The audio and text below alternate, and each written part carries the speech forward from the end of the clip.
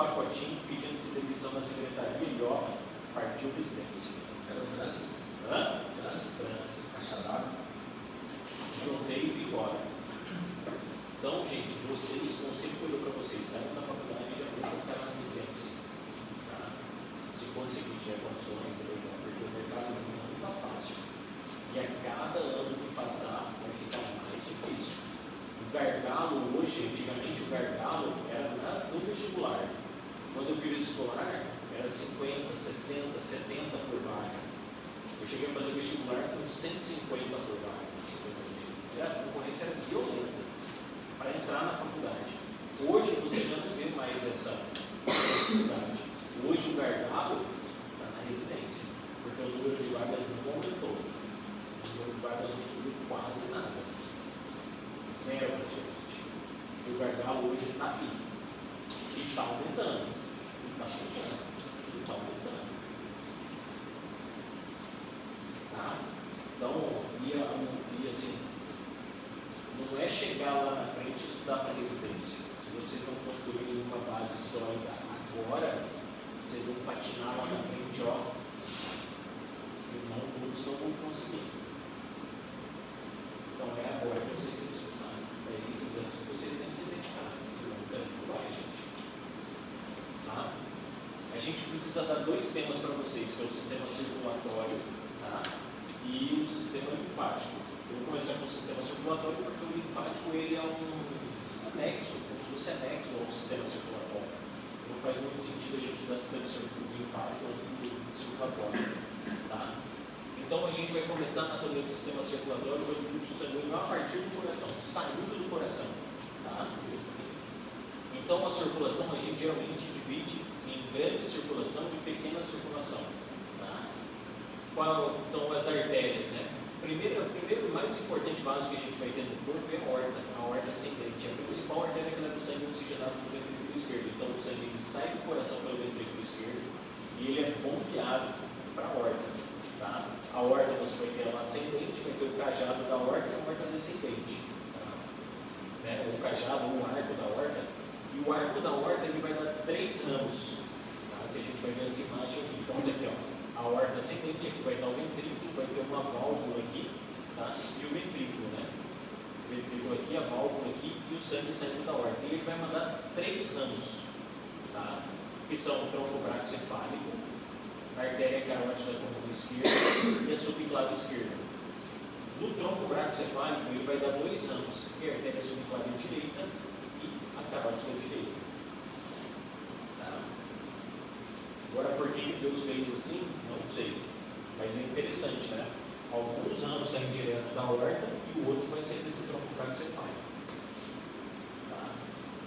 Então, você vai ter aqui, ó, do arco da aorta, você vai ter o tronco braquicefálico, carótida da coluna esquerda, subclave esquerda.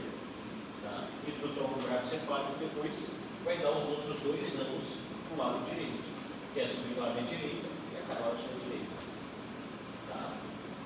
O tronco braquicefálico ele vai irrigar a cabeça e o membro superior direito, a carótida da coluna esquerda vai irrigar a cabeça e o pescoço, e a subclave esquerda irriga o membro superior esquerdo. Depois você vai ter a aorta descendente, tá? Ele faz essa curva aqui e a aorta descendente. Continua levando sangue para o tórax, abdômen e membros inferiores. Dúvidas até aqui? Tá tranquilo, né? Essa região aqui, gente, é importante vocês terem esse conhecimento anatômico, porque existem algumas patologias que podem acometer essa região. Tá? Uma das principais patologias que podem acometer essa região aí é o que a gente chama de arteriosclerose. Não, nessa região não dá arteriosclerose. É uma dissecção aguda da aorta. Tá? O que é dissecção aguda da aorta? Vocês vão ver que a aorta ela é formada por algumas camadas. Tá? É como se uma camada descolasse da outra. E aí o fluxo sanguíneo, em vez de passar pelo cano que é, ele vai tentar passar por esse outro trajeto, dificultando a passagem do sangue. Tá? A dissecção aguda da aorta. Pode acontecer na aorta ascendente, no cajado e na descendente. Geralmente vai acontecer na descendente. Tá? Então, só fixando o conhecimento aqui, gente, vocês vão ver que é o cajado da aorta, o arco aórtico. Tá? Ele vai mandar para o lado esquerdo, subclave esquerda, carótida comum E a carótida, não adianta falar só artéria carótida, é a artéria carótida comum, porque aqui em cima a carótida ela vai se dividir entre carótida interna e externa. Tá? Aqui do lado direito, a mesma coisa. Então você vai ter o tronco braquicefálico, subclávia direita e tronco, artéria carótida comum direita. A artéria carótida comum ela vai se bifurcar em artéria carótida interna e externa. Tá? Então, a artéria carótida comum, agora a gente vai subir para a região da cabeça. Em vez da gente descer, a gente vai subir. A gente vai para essa região aqui. Tá? A artéria carótida comum, ela sobe pelo pescoço e vai se bifurcar em artéria carótida interna, onde ela vai irrigar o cérebro, e a carótida comum e a carótida externa, que vai irrigar as estruturas extracranianas, face, couro cabeludo, pescoço. Tá? E qual que é a importância disso? Bem no ponto de bifurcação, bem aqui, tem uma coisa que a gente chama de bulbo carotídeo. Alguém sabe para que serve o bulbo carotídeo?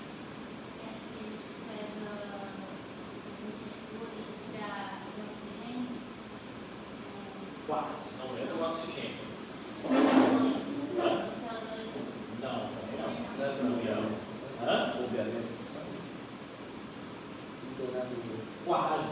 quase. Bem na região, então, outra coisa que é importante, né, você na bifurcação é o local onde você vai ter placas de ateroma, então você vai ter formação de placa de ateroma nas carótidas, que pode levar o paciente a ter um AVC, tá? Nada mais é do que ela vai formando uma plaquinha, um belo dia essa placa ela se solta e vai subir o sistema nervoso central, causando um AVC no paciente. Quando esse isquímico especificamente nesse caso aqui? Não necessariamente o trombo veio dessa localização, tá? Por exemplo, desse o isquêmico vai causando o trombo. Tá? O trombo ele se deslocou de algum lugar, mas não necessariamente o trombo formou na carótida. Tá? Você pode ter a formação de trombos em outros lugares. Por exemplo, um dos lugares mais comuns da formação de trombo é dentro do coração, principalmente se o paciente tiver arritmia cardíaca. Pela hora da transição do sangue pela passagem pelo coração, ele acaba ficando confusão. Como é que é? Quando o sangue passa pelo coração, não tem todo aquele movimento para cima, essas coisas, daí acaba fazendo O sangue ele começa a circular dentro do coração de uma forma mais lenta. E aí ele pode formar um coágulo e a hora que o coração contrai, ele manda o coágulo para cima e dá de causa o AVC. Então, o paciente que tem arritmia cardíaca, na maioria das vezes, ele vai precisar tomar um anticoagulante, que é um remédio para afinar o sangue, justamente para não formar esse coágulo dentro do coração. Tá? Mas você pode ter placa de ateroma na carótida também, porque um belo dia essa placa se desprende e causa um AVC. Então, aí alguns exames para a gente conseguir identificar isso, tem vários. Por exemplo, como é que eu faço para ver o ritmo cardíaco? Vocês sabem? Que exame que eu uso para ver o ritmo cardíaco do paciente, falar que o paciente tem uma arritmia ou não tem uma arritmia? Eletrocardiograma. Perfeito. E se eu quero ver, vamos dizer que o paciente tem uma arritmia e eu quero fazer um exame para saber se ele tem coágulo dentro do coração, como é que eu faço? Que exame que eu uso? Não, endoscopia você vai ver isso. Ultrassom? Não, ultrassom. Mas ultrassom, o que é ultrassom? Ultrassom com Doppler é chamado, mas como é que é o nome do ultrassom do coração? O ultrassom do coração tem um nome específico. É chamado de ecocardiograma. Ecocardiograma. Você tem dois tipos de ecocardiograma, que é o ecocardiograma transtorácico, tá? Você coloca no peito do paciente e faz o exame, e o outro é o transesofágico. Você entra com um aparelho de endoscópio e faz um ultrassom do coração transesofágico, pelo esôfago. Na ponta do aparelho de endoscopia vai ter o transesofágico. E assim, a sensibilidade do transesofágico parece ser mais alta do que a sensibilidade do transtorácico.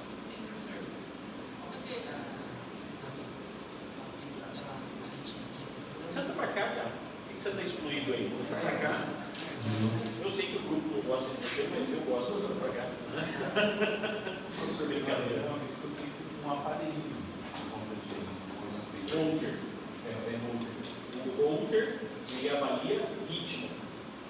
Tá? Porque Porque a arritmia, ela pode ser que não seja contínua. Por exemplo, lá meu coração está batendo lá.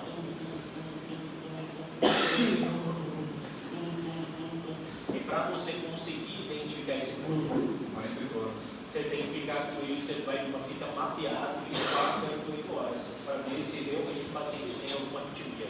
Acho que você sabe que ele dá a parede e tal do coração, a questão eu vi isso curso da Zaya. É um ecocardiograma. O ecocardiograma, ele é um ultrassom do coração. Ele vai ver as paredes, ele vai ver as válvulas, ele vai ver a contração, tá? Ele não vai dizer para nós o ritmo, mas ele consegue ver se tem uma arritmia, porque o coração que é ritmo, é isso aqui, ó. Tum, tum, tum, tum, tum, tum. Se for dizer que tem uma arritmia, ele tum, tum, tum, tum, tum, tum, tum, tum. É totalmente arrítmico. E aí esse paciente, você tem que tomar cuidado, porque ele vai informar. Eu tive uma paciente esses dias atrás, foi um caso bem interessante, que ela foi internada no hospital regional, e aí a gente vai ver aqui, uma trombose mesentérica. Trombose mesentérica. E sabe por que ela desenvolveu a trombose mesentérica? Porque ela tinha uma arritmia no coração, parou de tomar um anticoagulante, ela parou, formou o coágulo, um belo dia o coração contraiu e mandou um coágulo para dentro, em vez do coágulo subir e causar um AVC nela, ele desceu e entrou na artéria do intestino. E necrosou boa parte do intestino dela. Ela foi submetida a cirurgia de urgência e tiraram um pedaço do intestino dela. Aí ela estava com a bolsinha, ela ficou 30 e poucos dias na UTI, insuficiência renal, dialisou, infecção multiresistente, não é só um bagaço. O incrível que pareça, ela saiu viva ainda. Saiu viva, e aí você vê como é ruim o regional. O regional, assim, o ruim dele é que cada dia é um médico diferente passando visita. Não é sempre um dia o mesmo médico. A gente já teve várias brigas por causa disso. Então não tem uma continuidade. Aí depois ela recebeu o alta, foi para casa, já tinha já uns 20 e poucos dias. E aí o colega, ela voltou no colega para fazer o fechamento da bolsinha. Mas ela tinha uma escara na região sacral, que ele queria que eu botasse um retalho para fechar a escara dela, para resolver, para depois fechar a bolsinha. Aí eu falei, manda essa mulher para cá, deixa eu conversar com ela. Aí conversando com ela, então, mas quais remédios ela está tomando hoje? Né? Aí ela está tomando um remédio para controlar a frequência, não sei o que, não sei o que, não sei o que, mas e um anticoagulante? Não, ninguém passou. Aí eu falei, olha, a senhora vai correr no cardiologista para ver que arritmia que é essa, para ver se dá tempo para reverter essa arritmia e principalmente para anticoagular, porque senão a senhora pode ter outro quadro daqui a pouco, a senhora vai morrer. Ah, ninguém falou isso, não sei o quê. O protocolo para quem tem uma arritmia, ou mesmo para quem já teve um acidente cardiovascular, é AS mais uma heparina? Não, depende, tudo depende da patologia. Depende muito da patologia do paciente. Isso que você comentou, que pediu para ela voltar e saber que tipo de arritmia que é. Exatamente. Eu mandei ela para o cardiologista para ela, eu expliquei, ela entendeu o risco, ela é um paciente mais orientada, ela entendeu o risco que ela estava correndo e foi para ela. Tá? Agora continuar aqui. Então, bem aqui, ó, nessa região aqui é chamado de bulbo carotídeo. Nessa região aqui da bifurcação das carótidas, que ela se encontra bem aqui, ó, a gente tem o que a gente chama de baroreceptores. Tá? O que são os baroreceptores? Eles vão entender no nosso organismo como é que está a pressão do paciente. Como é que está a pressão do paciente. Tá? Tanto que, por exemplo, quando você quer baixar a frequência cardíaca do paciente, vocês já ouviram falar em fazer a massagem do seio carotídeo. Você consegue baixar a frequência do cardíaco do paciente, fazendo a massagem do seio carotídeo. Cuidado quando vocês forem fazer massagem do seio carotídeo. O paciente jovem, tranquilo. O paciente mais velho, com placa de ateroma, se você ficar massageando, você pode fazer o deslocamento do tronco ali. Professor, tem como tirar esses trombos? Só no anticoagulante? O que tem? Ou esses trombos saem com anticoagulante? Não, as placas de ateroma, você tem que evitar a formação da placa de ateroma. Tá? Geralmente você diminui a chance de formação de placa de ateroma, tendo uma dieta boa, colesterol mais baixo, triglicéridos baixo, né? Atividade física regular, não ser gordinho sem gordinho, gordinho.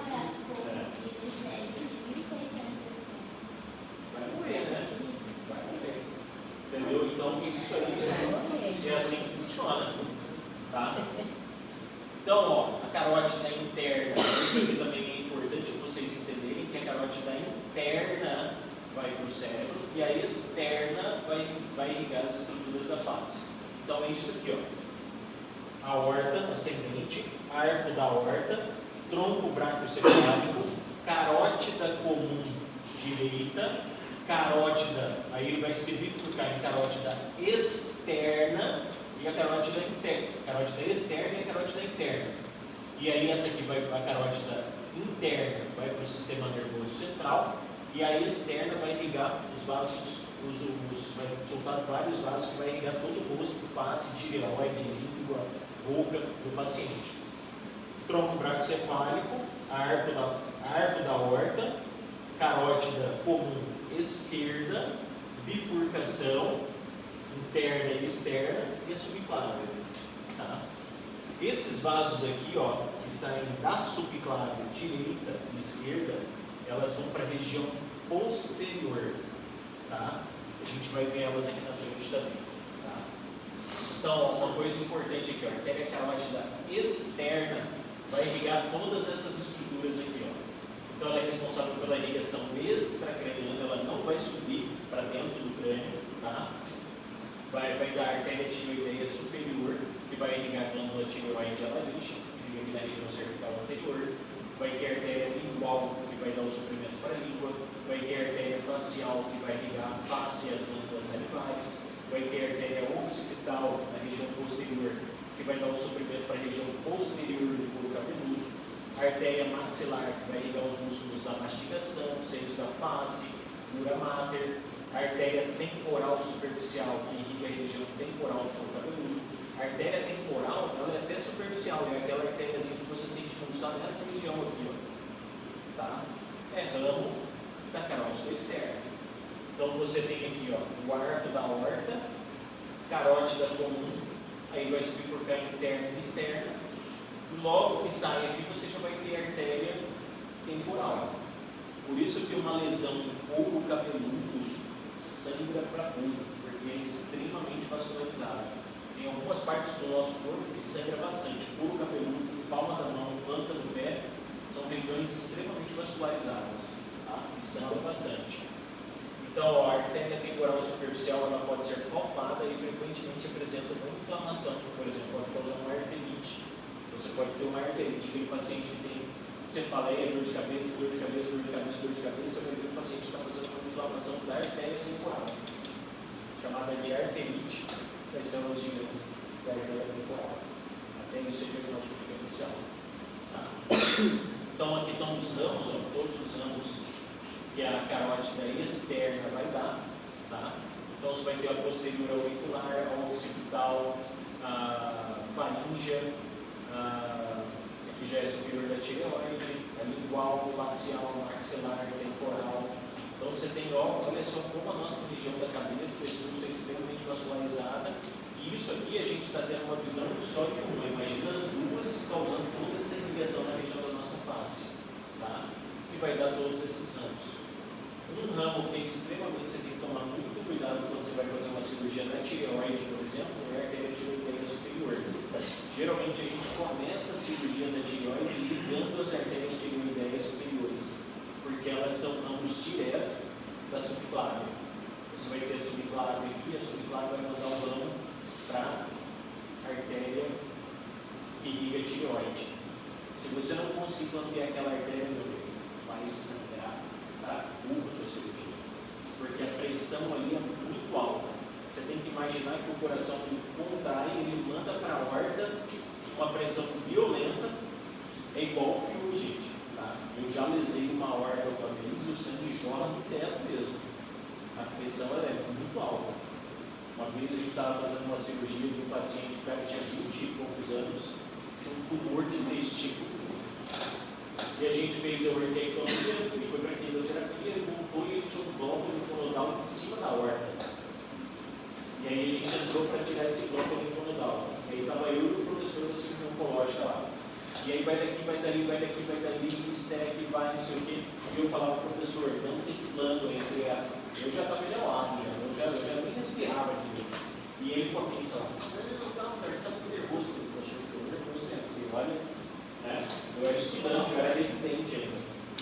sentando. Falei, professor, não tem plano entre a aorta e esse plano frontal. Velho. E aí, na hora que ele abriu a aorta. Sangue, fogo, o rosto.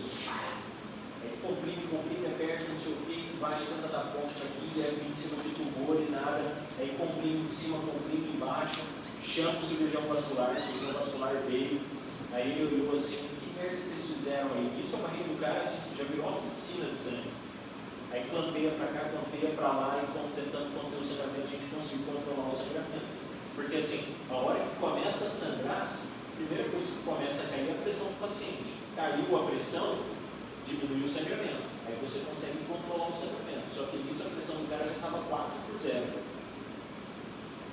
Aí clampeamos aqui, clampeamos ali, o anestesista dá soro, sangue, ele estabeleceu de novo a pressão do paciente, ele quase parou nessa brincadeira. Aí o cirurgião vascular veio, olhou e falou, que merda que vocês fizeram aí? Aí eu ainda falei, professor, não tinha plano. Aí disseca aqui, não tinha plano com a horta. E aí ele falou, não, mas eu preciso tirar isso aqui, tem que ser tirado. Aí o anestesista vascular entrou, aí a gente tirou o bloco linfonodal junto com a horta do cara. E aí o cirurgião vascular entrou e botou uma prótese de aorta ali no local. Cirurgia que era para demorar ali umas 6 horas, demorou quase 48 horas. Entrou outra equipe vascular, outra equipe de cirurgião oncológico, e o cara saiu. Por incrível que pareça, o cara saiu. E ele só saiu porque era um cara novo. Porque a hora que a gente clampeou a aorta dele, acabou o fluxo daqui para baixo, não tem mais fluxo arterial, não tem mais sangue. Ele trombosou os vasos, teve que passar o corpo para tirar o água, foi igual para o Rodó. Então o cara saiu, porque a gente ficou em cima dele e era por novo e saiu. Tá? Então são os cuidados que a gente tem que ter. Então, ó.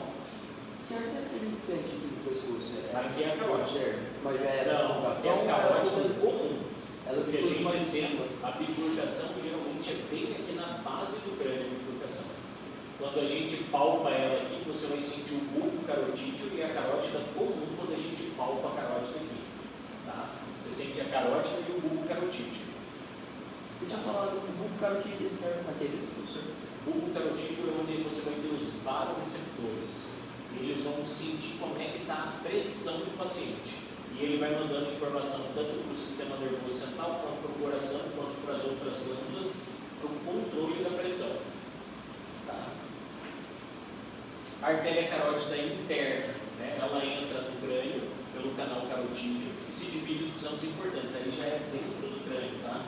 Você vai ter a artéria oftálmica, vai ter o suprimento para o olho e para a retina, que vai formar a artéria cerebral anterior, que irriga o lobo frontal e parte do corpo caloso. Você vai ter a formação também da artéria cerebral média, que irriga a maior parte do cérebro, incluindo as artérias motoras e sensoriais. Então, quando você tem uma obstrução aqui, você vai ter um AVC, que é um acidente vascular encefálico isquêmico grave. Né? Quando você tiver uma obstrução da artéria cerebral média. E é isso aqui que a gente vai ter. Ó. Então, você vai ter aqui, ó, a carótida chegando aqui, a artéria cerebral média, tá? A cerebral posterior e a cerebral anterior. Então, você vai ter uma artéria comunicante. Isso aqui é chamado de polígono de Willis. Tá? Você vê como o nosso organismo ele é desenhado por Deus, só pode isso. Por que ele fez um polígono? Porque o cérebro é uma das estruturas mais importantes que a gente tem no nosso corpo. Então, se eu tiver uma obstrução em um ponto aqui, por exemplo, obstruiu aqui, o sangue ele vai fazer esse trajeto aqui, para tentar irrigar o cérebro, para tentar não deixar faltar suprimento sanguíneo para o cérebro. Tá? Então, se aquelas artérias posteriores aqui, ó, essa aqui, ó, tá? E saindo do âmbito subclávio aqui, ó, ela vai formar essa artéria aqui, ó. Aqui, ó, artéria vertebral. Que aí forma a artéria basilar, vai dar ramo para a artéria cerebral posterior e vai formar o polígono de Willis, junto com a cerebral média e a cerebral anterior. Tá? Isso aqui vocês vão ver bastante na neuroanatomia. Então, quando vocês já tiveram neuro, tá? Já viram isso aqui? Então, é o que vocês vão ver na neuroanatomia. Tá? Isso aqui é chamado de polígono de Willis. Tá? Então, você vai ter a artéria comunicante, artéria cerebral anterior, cerebral média, cerebral posterior as artérias da ponte laterítica, basilar. Isso aqui é perfeito, gente. Nosso organismo é foda. Tá? As artérias vertebrais do polígono de Willis. Né? As artérias vertebrais, elas são ramos da artéria subclávia. Lembra que eu falei para vocês? Lá atrás, ó. Então você vai ter aqui, ó. Essas duas artérias aqui, ó, que saem da subclávia, tanto da subclávia direita quanto da subclávia esquerda, elas vão mandar os ramos e vão formar a basilar. Tá? Então aqui, ó, são ramos da artéria subclávia, entram pelo forame magno e se unem para formar a artéria basilar. Formando a artéria basilar, ela vai dar a cerebral posterior junto com os ramos que vão ligar com o polígono de Willis. Tá? Então, os componentes do polígono é a artéria cerebral anterior, a artéria comunicante anterior, a carótida interna, cerebral média, cerebral posterior, artéria comunicante posterior. E aí você vai ter a formação de quais são os problemas que a gente pode ter nessa localização. Um dos são os aneurismas, tá? Que eles podem romper e causar uma hemorragia subaracnoide, e a oclusão arterial, né? Eles podem ser compensados pela rede vascular, justamente formando esse polígono. Se obstruir um ponto, você tem todo o restante entrado. No caso da prova, o senhor acabou pegando alguma questão sobre quem que a gente comparar uma questão explicando alguma complicação química? Não. Por exemplo, lá, sobre as oclusões arteriais. Não. Isso é só um ponto de curiosidade. É só um ponto de curiosidade. Só para vocês entenderem a importância clínica do conhecimento anatômico. Tá? Sistema vértebro-basilar, isso aqui particularmente, gente, essa parte quando sobe para a cabeça eu deixo mais para neuro. Tá? O conhecimento que eu quero que vocês tenham na minha parte é até a região da carótida ali. A carótida jugular, a carótida interna, a carótida externa. A carótida interna sobe para formar o polígono, a carótida externa vai ligar os vasos da face, né, o capítulo de face. Subindo para o polígono, aí eu já deixo para a neuroanatomia. Eu dou uma pincelada para vocês entenderem a importância do polígono de Willis e como que é, mas não é uma coisa que eu coloco na prova, não é isso aí. Tá? Isso aí eu deixo para a neuroanatomia. Tá? Porque na neuroanatomia, aí eu acho que ele tem que fazer uma... citar um exemplo de, por exemplo, se obstruir a artéria cerebral anterior, qual é o déficit que o paciente vai ter? Se lesou cerebral média, qual que é o déficit que o paciente vai ter? É a posterior, porque você vai ter a região do labirinto, você vai ter a região do tronco, a região do bulbo, a região do cerebelo. Então, cada área que é lesada, ela vai causar uma clínica no paciente, tá? Uma AVC, tá? Então, o sistema vértebro-basilar, por exemplo, as artérias vertebrais, né, elas convergem para formar a artéria basilar e irrigam o tronco encefálico do cerebelo. A artéria basilar ela divide-se em duas artérias cerebrais posteriores, que vai irrigar o lóbulo occipital do cerebelo, por exemplo, importância clínica. Oclusões do sistema vértebro-basilar podem afetar a coordenação motora, o equilíbrio e a visão. Principalmente aqui o equilíbrio, está diretamente relacionado com o cerebelo. Nesse caso, essa parte não é tão cobrada no seu nome. Não, na prova não, isso é para conhecimento técnico, vocês. Tá? Agora o bicho muda. Agora, tudo daqui para frente é o que vocês vão obrigatoriamente ter que saber. Tá? Divisão da horta descendente. Esse conhecimento da horta descendente, vocês têm que ter pelo menos uma noção muito importante da anatomia, tá? Para saber o que irrita o que. Tá? Então, por exemplo, na horta torácica, que é a parte superior da horta, então você vai ter aqui a horta ascendente, o arco da horta, e aí você vai ter a horta descendente. A horta descendente é todo esse ramo aqui, ó. Tudo isso aqui é a horta descendente.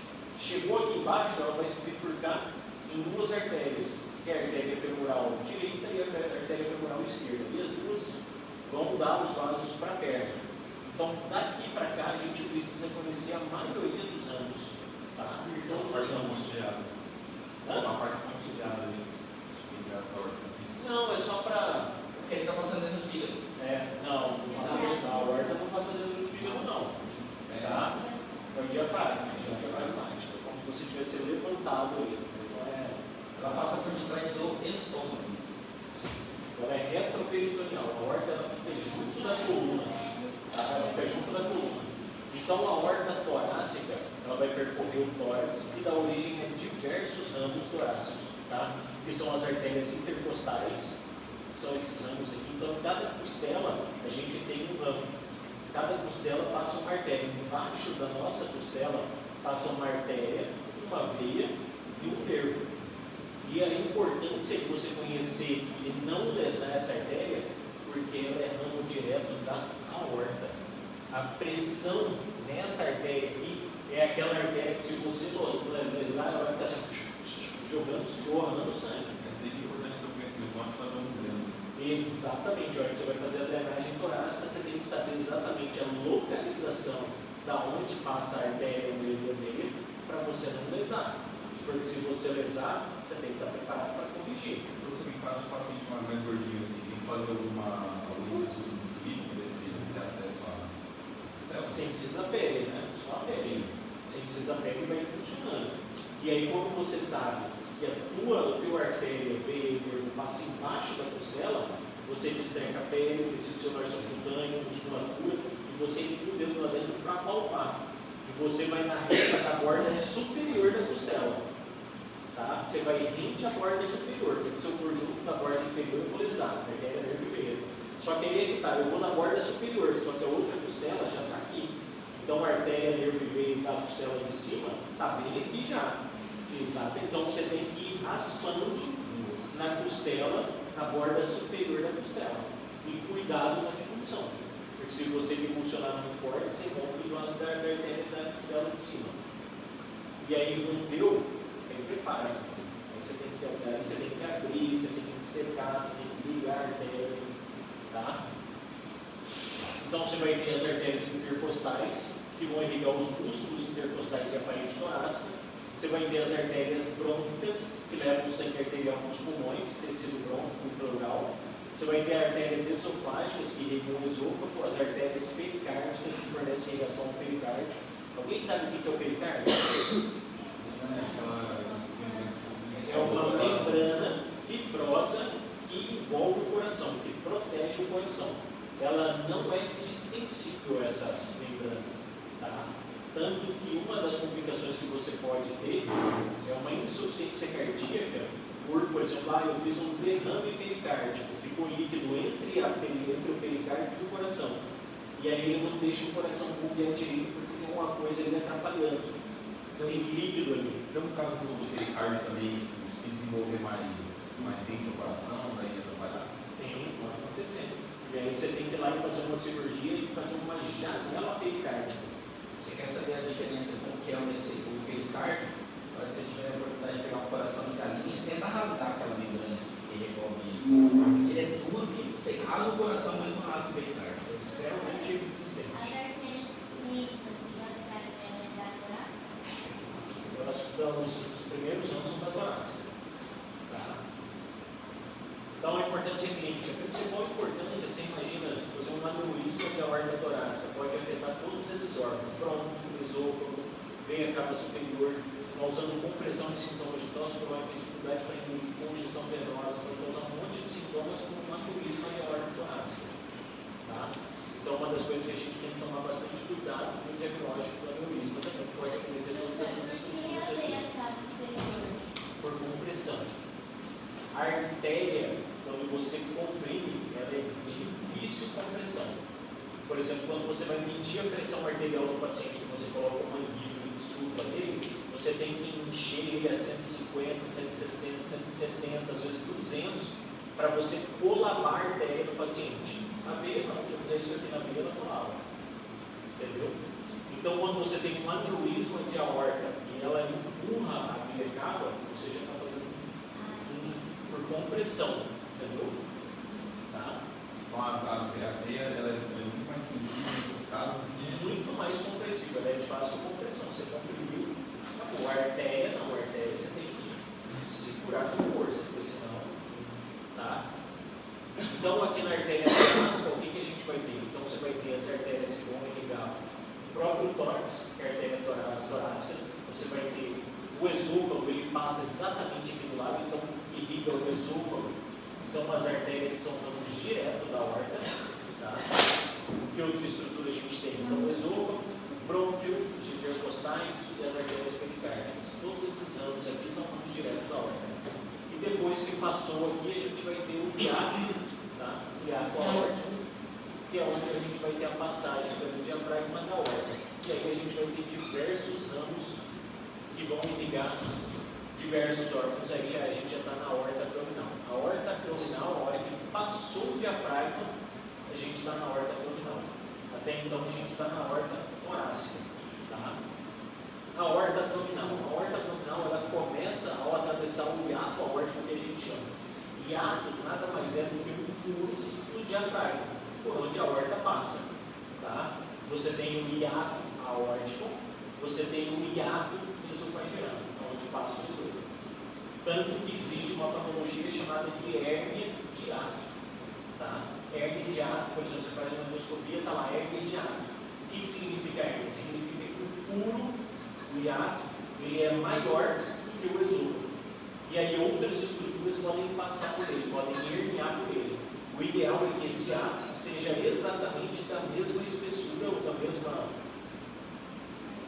sei lá, da mesma largura da estrutura. Por exemplo, se eu tenho aqui, isso aqui entra certinho, não corre o risco de passar nenhuma outra estrutura, mas se ele é mais alargado, vai passar outras estruturas, causando uma herniação. Tá? Isso é chamado de hernia de hiato. Então você tem um hiato aórtico. Aqui não tem como herniar nada, tá? O arco aórtico, até porque a aorta ela é um órgão retroperitoneal, ele está junto da coluna. Junto dele ali vai ter só a coluna não vai herniar para o buraco, a coluna é fixa. Né? Na altura de T12, tá? É importante vocês terem esse conhecimento também, vocês já ouviram falar em. Isso é da neuro também.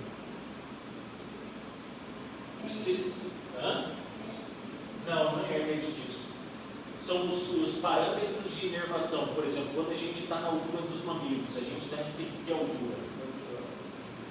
T4. Tá? Na altura do umbigo. Então vocês têm que ter essa noção, principalmente quando você está falando de trauma raquimedular. Tá? Você está falando de trauma raquimedular. E aí você tem uma noção da onde que está a lesão do paciente pelo seu exame físico. Você vai examinando o paciente, está sentindo aqui? Não, está sentindo aqui, aqui eu já estou sentindo. Dermátomos, exatamente. Então você tem os dermátomos, e aí você sabe mais ou menos que altura que está a lesão do paciente.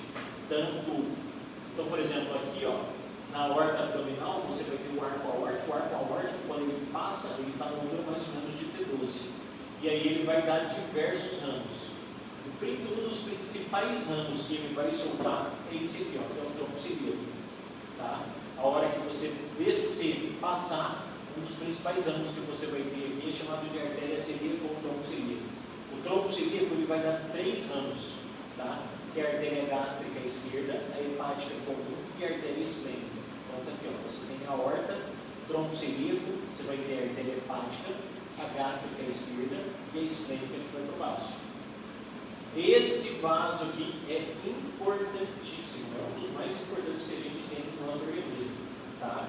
Então é a anatomia desse tronco celíaco que vocês têm que ter uma boa ideia. Quando ele passa pelo diafragma, ele vai soltar alguns ramos aqui, pequenos ramos que vão irrigar o diafragma, são as artérias frênicas, tá? Que vão irrigar o diafragma, mas o primeiro ramo principal que vai ter aqui é a artéria do tronco celíaco. Muito obrigado, eu esqueci minha garrafinha hoje. Professor, é um desses 3 que tem aquela característica que ele é o único que consegue ir, voltar sangue por ele mesmo? Não, esse aqui não. Esse aqui não. Tá? Você vai ter 3 ramos aqui, saindo dessa artéria desse tronco celíaco. Tá?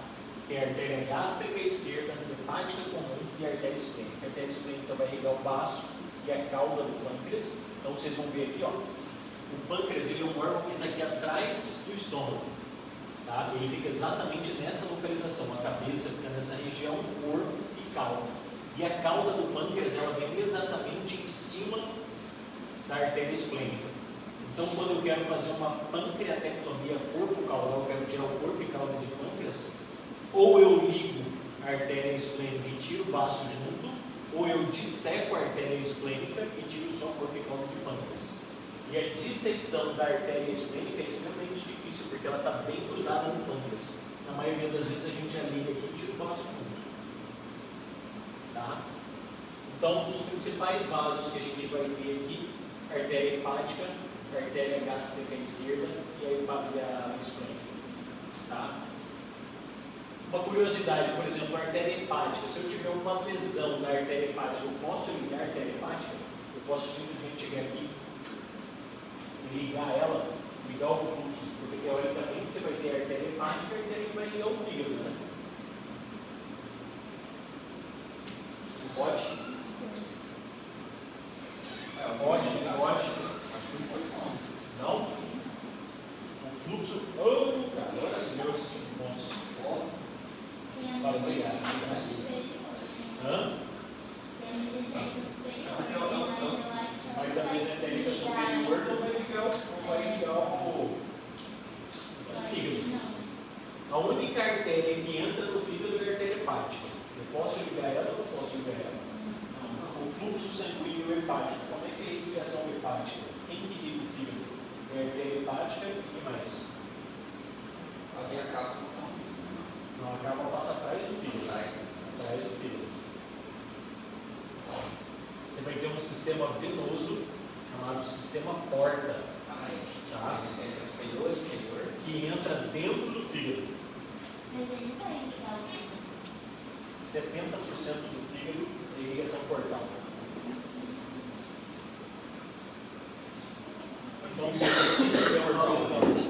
Então, se você tiver uma lesão arterial, você pode ligar a artéria hepática, porque 70% da irrigação do fígado é sistema portal. Óbvio, o fígado vai sentir se você ligar a artéria hepática, não vai, mas você vai sobreviver. Professor, o que tem desse sistema portal? Hã? O que tem desse sistema portal? Nós vamos falar dele quando a gente estiver falando de sistema venoso. E é outra coisa que vocês têm que diferenciar. Aqui a gente agora está falando do sistema arterial. A gente está falando do sangue que está indo para o corpo. É sangue oxigenado. É um sangue que passou pelo pulmão, pegou o oxigênio e está levando o oxigênio e nutrientes para o nosso corpo.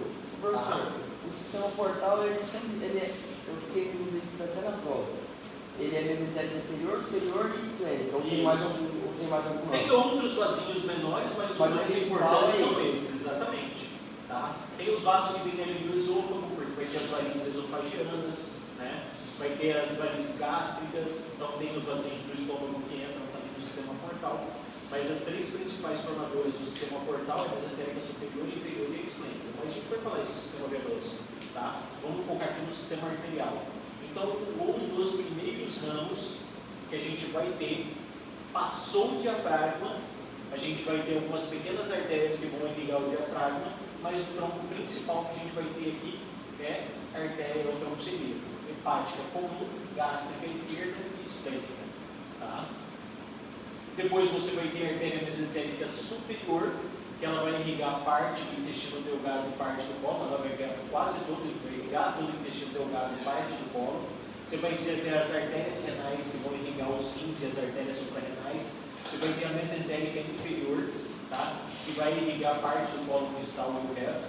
Então você vai ter aqui diversos problemas. Por exemplo, aquela paciente que eu falei para vocês que teve uma arritmia, o que aconteceu com ela é que o tronco ele entrou na artéria mesentérica superior. Parte do intestino delgado dela necrosou.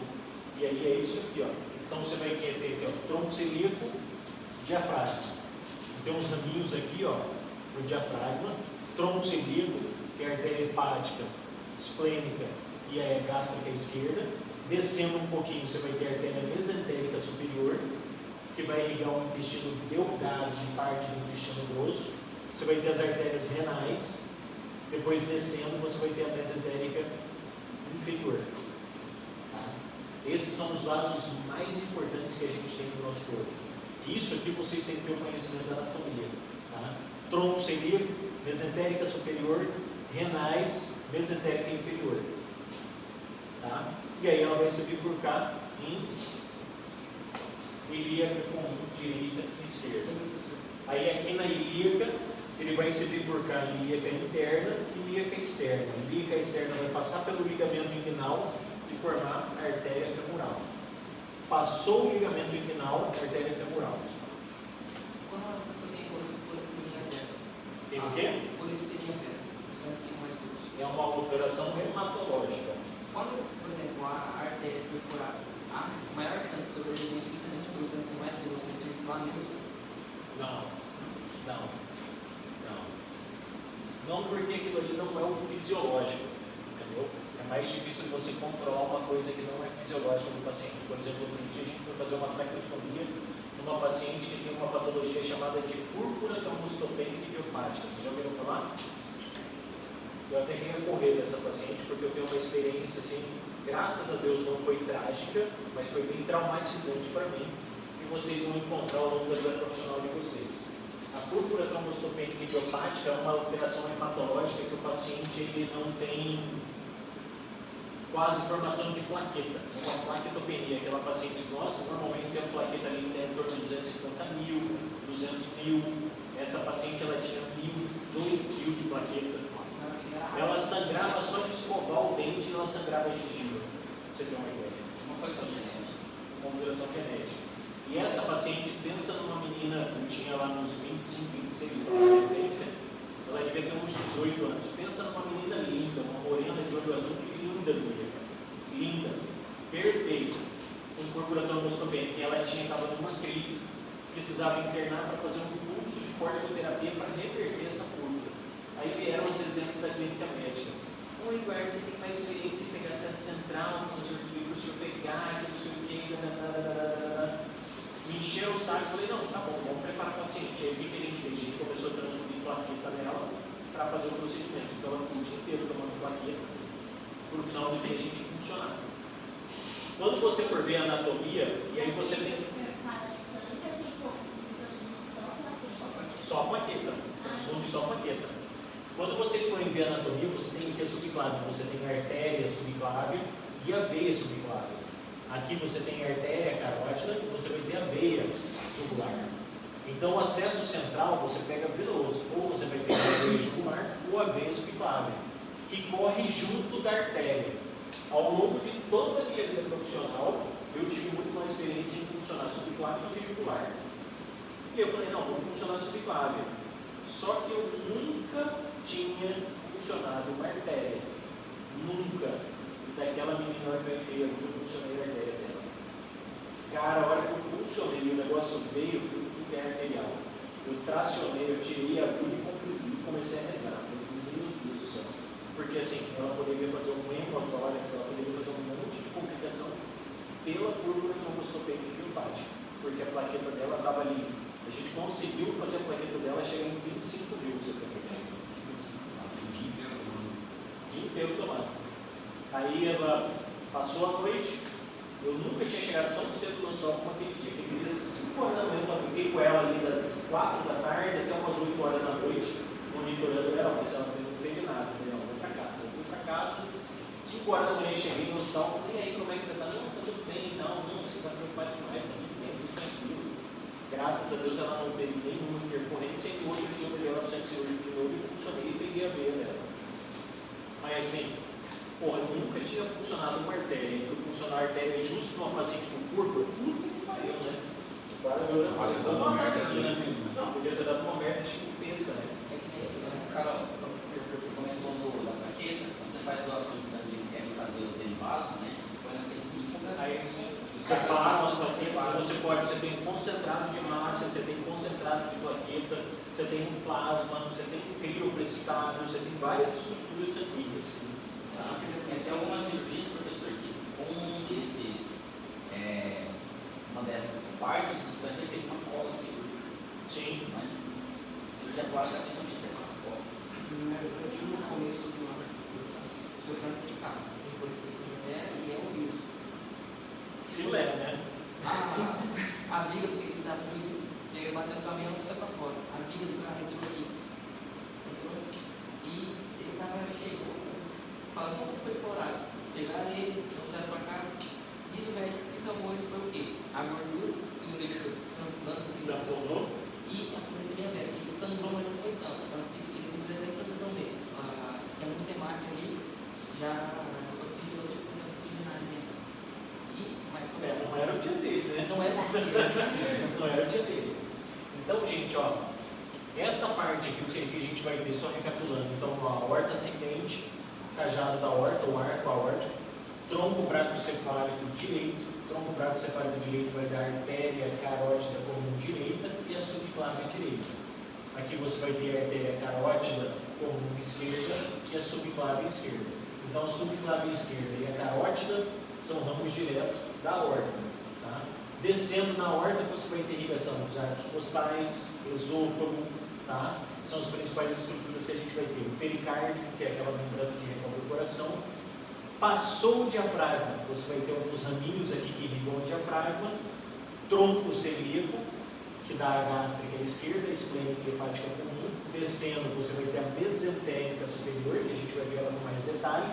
Artéria renal, tá? Descendo um pouquinho mais, você vai ter a mesentérica inferior. Tá? Desceu, bifurcou, artéria femoral esquerda e direita. Femoral, não, desculpa. Artéria ilíaca. Ilíaca direita, ilíaca esquerda e ilíaca direita. A ilíaca, depois ela bifurca em ilíaca interna e a ilíaca externa. A ilíaca externa passou o ligamento para a artéria femoral. A ilíaca interna, ela vai mandar os ramos para irrigar os órgãos pélvicos. Bexiga, próstata, vagina, útero. É ramo da ilíaca interna. Aqui ilíaca interna e ilíaca externa. Tem a bifurcação. Ilíaca externa passou o ligamento, artéria femoral, que vai dar os ramos da perna. Tá? Então aqui, ó, agora a gente vai ver, essa aqui é a artéria mesentérica superior. A artéria mesentérica superior, ela vai irrigar todo o intestino delgado, cólon ascendente e parte do transverso. Tá? É irrigada pela artéria mesentérica superior.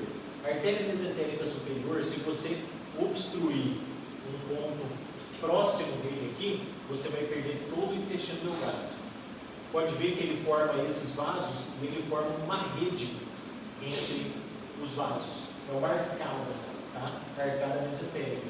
Porque se eu tiver uma obstrução aqui, o sangue vai vir por aqui e vai ligar o intestino, tá? Só que se ele trancar no tronco principal aqui, tudo vai ser declatado. A primeira cirurgia que eu fiz aqui em Periana, foi uma isquemia mesentérica. E esse cara, a dor isquêmica, ela é uma dor extremamente importante. É um diagnóstico, às vezes, difícil de ser feito. Tá? E uma coisa que vocês têm que ter em mente na alteração arterial. Você medicou o paciente e ele não melhorou. Por exemplo, você fez uma dipirona, o paciente chega com uma dor abdominal, você fez a dipirona, não melhorou, vamos fazer um tramal, você faz um tramadol, não melhorou, você vai lá e faz a morfina, não melhorou, cara, pensa que tem alguma coisa isquêmica desse paciente.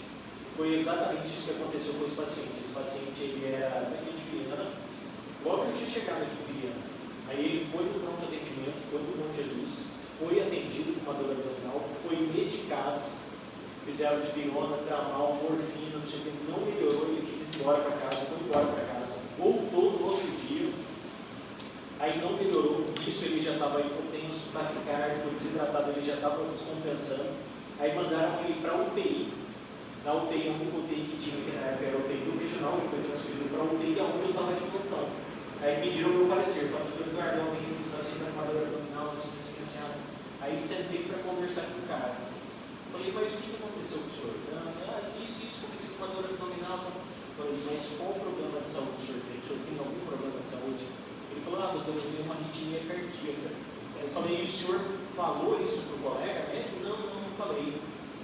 Aí eu falei, mas que anticoagulante que você toma?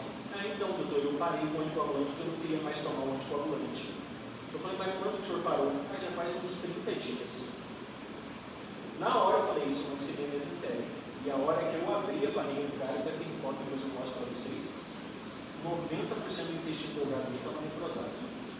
90% do intestino delgado necrosado.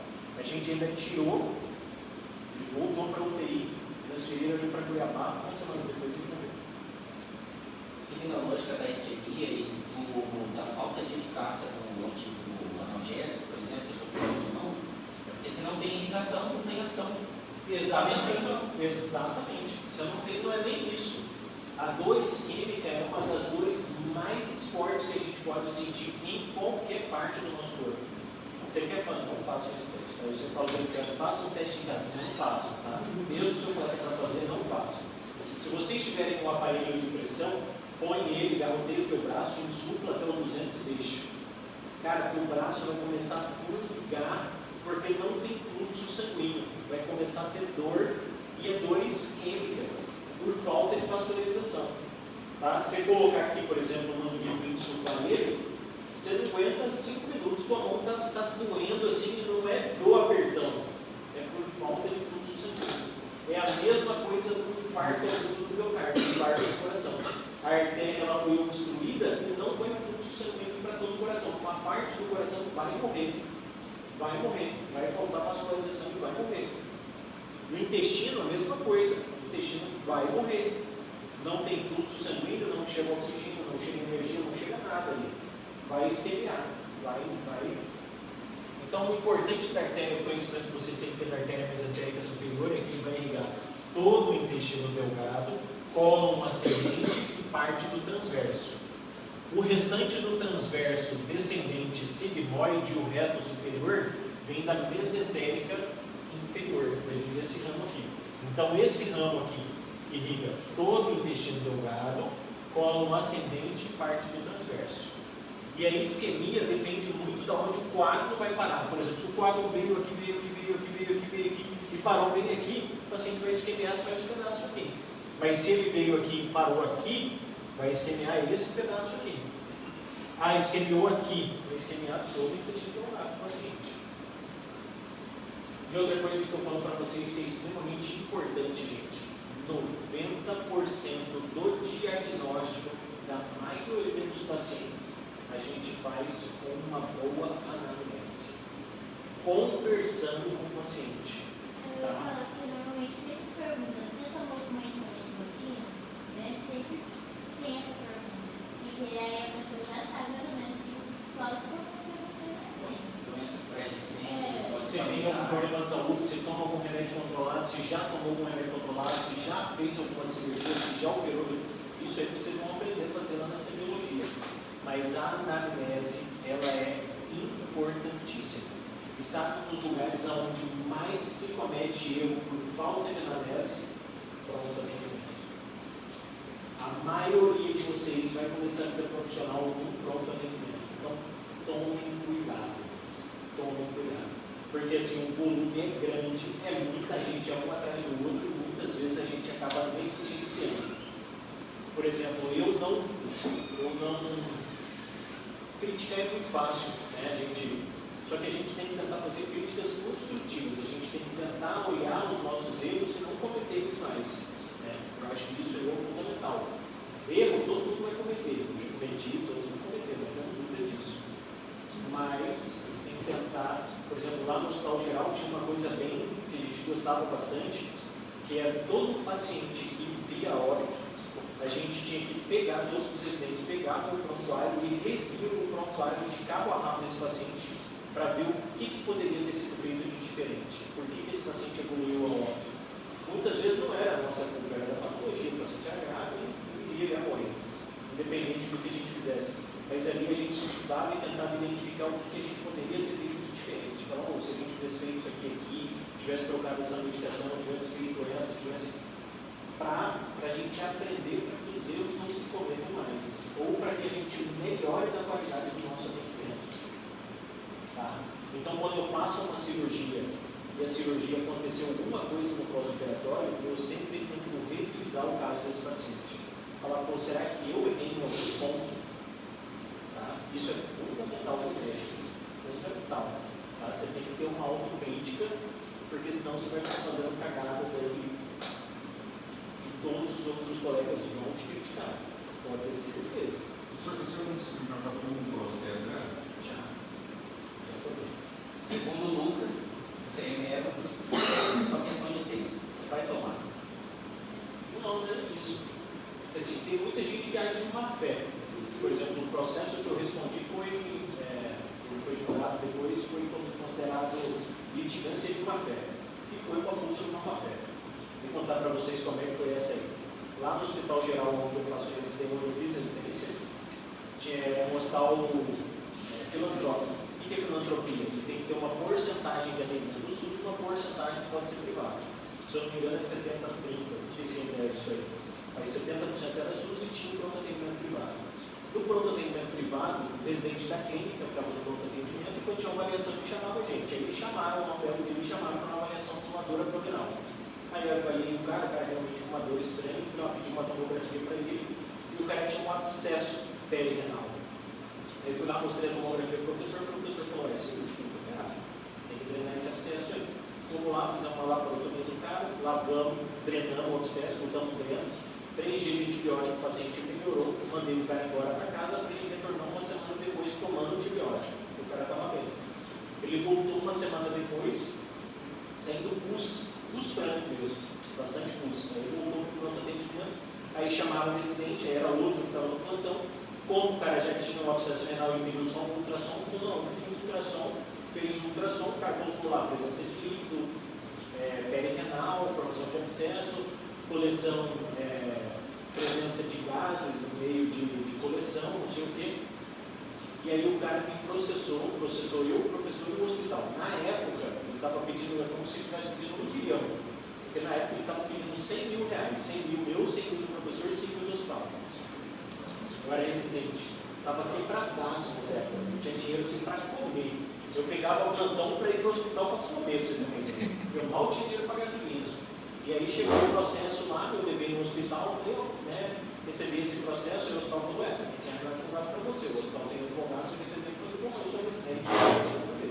Aí cheguei para o professor, falei, professor, estou quebradaço, não sei o quê. Ele falou, eu tenho seguro, meus advogados vão resolver isso aí, você tem que arranjar advogado para você.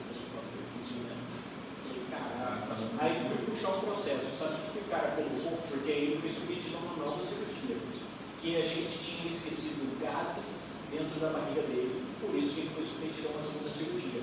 Só que no laudo do ultrassom, presença de gases com S, de gás, a bactéria produz gás. E aí o cara colocou no processo que a gente tinha esquecido gás com Z dentro da barriga dele, por isso que ele refez o abscesso. E nisso rolou um processo, esse processo rolou 5 anos. Aí eu peguei um recém-formado da faculdade que era amigo meu, eu montei minha defesa e falei, cara, põe aí em termos jurídicos e vamos botar essa porra para trás. Paguei ele para ele fazer para mim, aí ele defendeu lá. Aí no final o juiz mandou o processo lá como litigância de má-fé. Só que esse processo rolou 5 anos e eu tive que pagar o advogado por 5 anos. A gases foi gases? Quando? Era Gás com Z. Cara, a gente nem usa gás durante a cirurgia. Você nem usa gás. Você usa compressa, um pano maior, não gás. Gás você perde da barriga do paciente.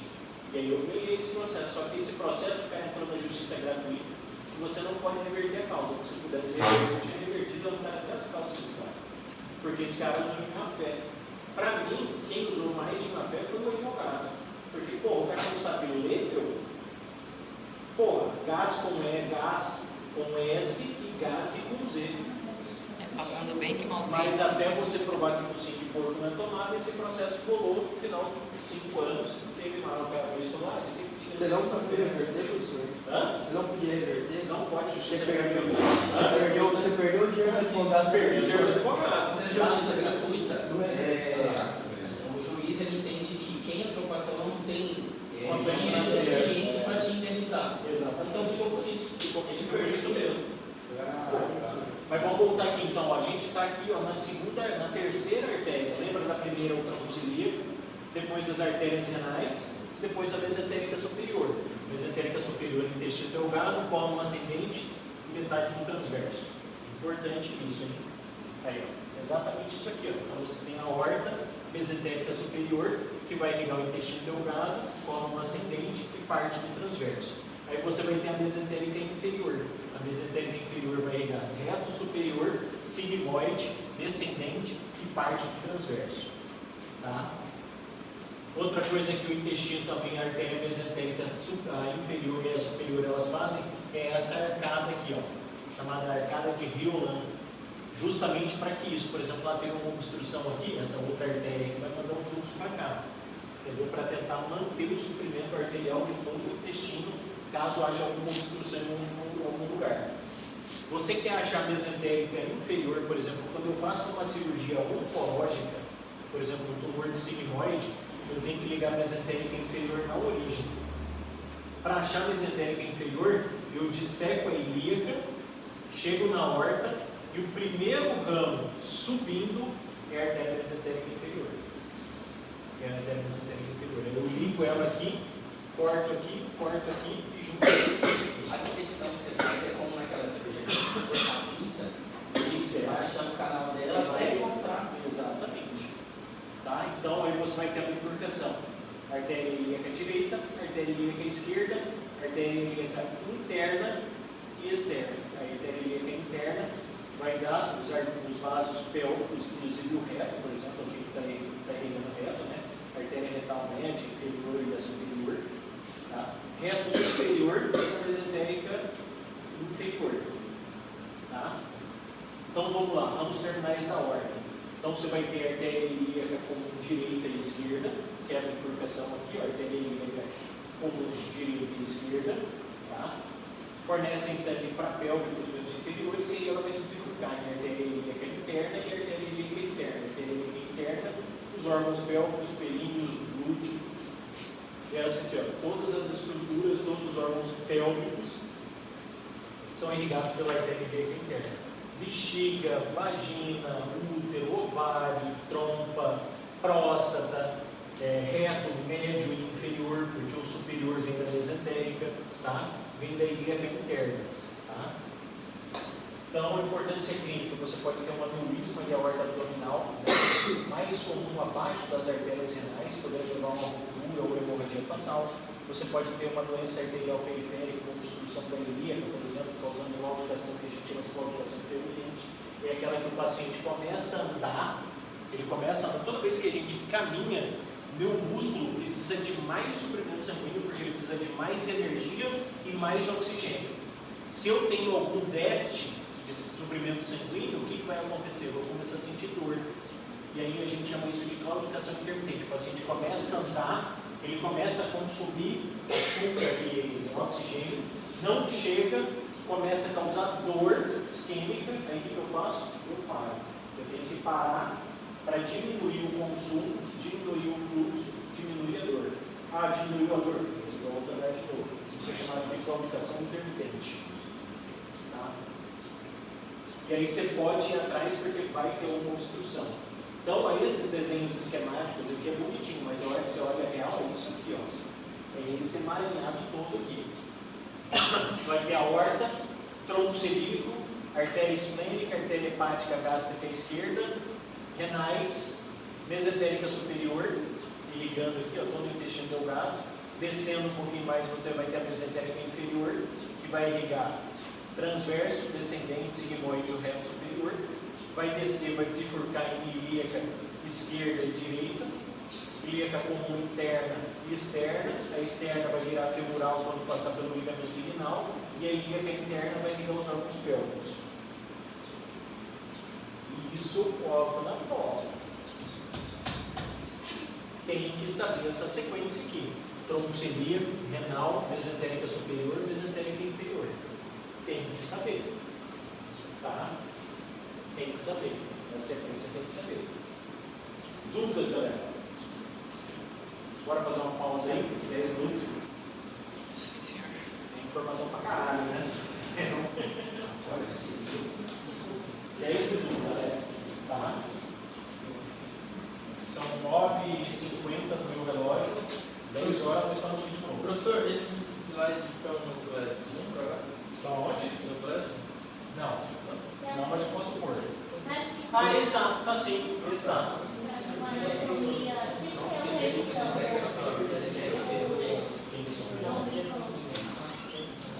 Sim. Não era um nonsense, ela tinha um 5 km.